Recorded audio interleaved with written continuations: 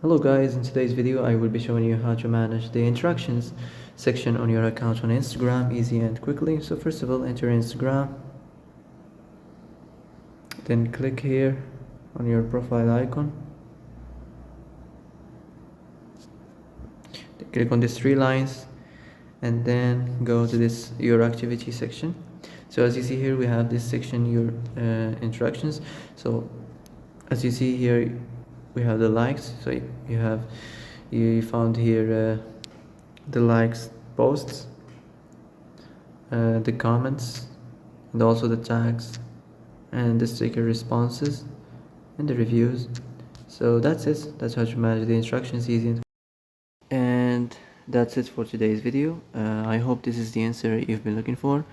If you like this video, don't forget to like and subscribe, and see you in the next video.